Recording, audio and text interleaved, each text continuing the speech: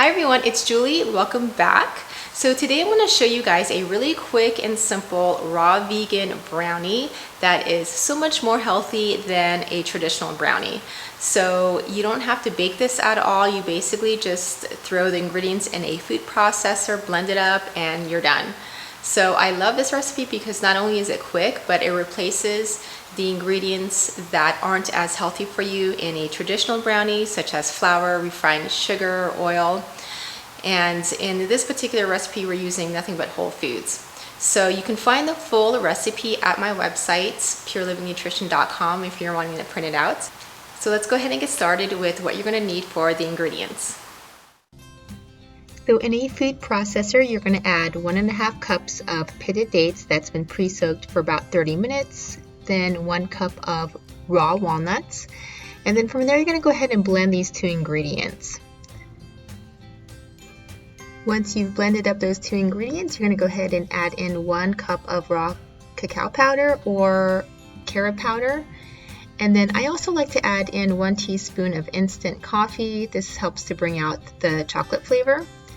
And then a 1/4 teaspoon of sea salt along with 1 teaspoon of vanilla extract. And then you're going to go ahead and blend this up. And the goal here is to come up with a nice, rich, and fudgy consistency for your brownie. And then you want to find a non-stick pan. I'm using a silicone pan here. You can also use a regular brownie pan with parchment paper. Spread it out evenly, and then you want to refrigerate it for about 30 minutes.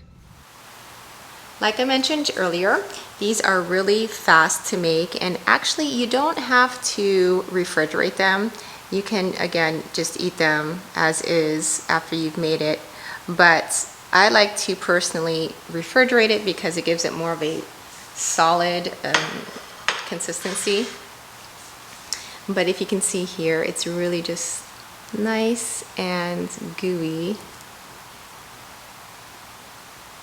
fudgy, and it's just really delicious. So you can also sprinkle the top with some coconut shreds or some walnuts, pecans, any type of nuts, just to make it a little bit more special.